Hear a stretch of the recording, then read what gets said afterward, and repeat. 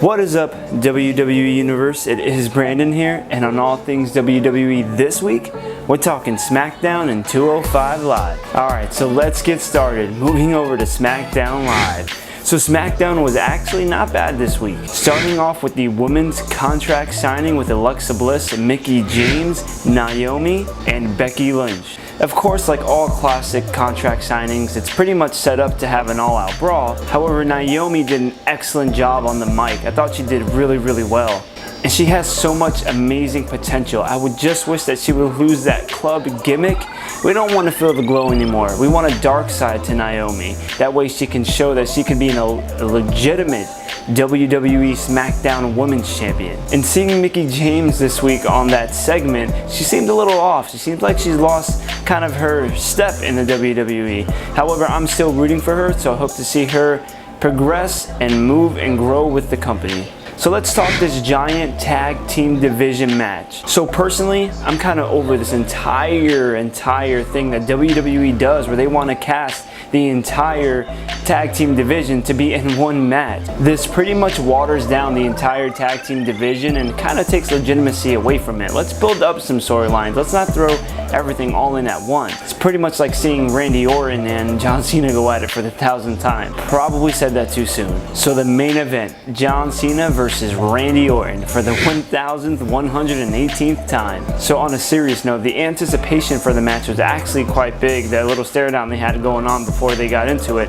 was not bad. However, the match then transitions outside the ring, which John Cena takes a backdrop right onto the announce table. It was right then and there where I thought the match was kind of going to be over. I did think some outside interference was going to happen, and that's exactly what we saw with Luke Harper interfering inside the match. So of course it wouldn't be a clean finish. WWE wouldn't allow that. So with the interference of Luke Harper, this kind of delegitimizes John Cena's victory over Randy Orton.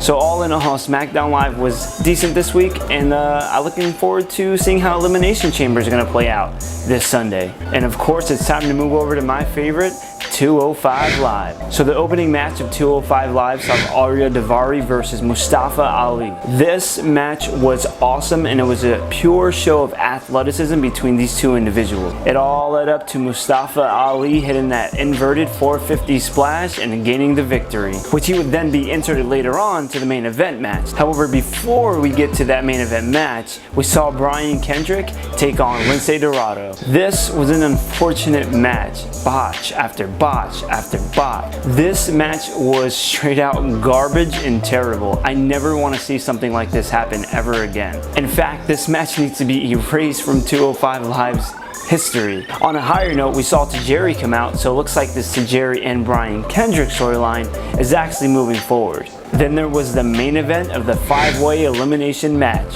We saw the extraordinary gentleman Jack Gallagher versus Cedric Alexander, Noam Dar, Mustafa Ali, and my main man TJ Perkins. TJ Perkins dominated this match, getting 2 eliminations, getting that clean pin on Cedric Alexander, then making Mustafa Ali tap out. I'm not gonna lie, I thought he had this in the bag, so I was kind of disappointed when Jack Gallagher conquered the victory there. I actually wanted Cedric Alexander to win this match. Like I said before in one of my last videos, Cedric Alexander has great potential, and I want to see him thrusted into a main event match. Alright everyone, so that was this week in WWE. And so my question to you is, do you think Cedric Alexander needs a main event push? Come on, I hope you agree with me on this one. So as always, feel free to comment, like, please hit that subscribe button.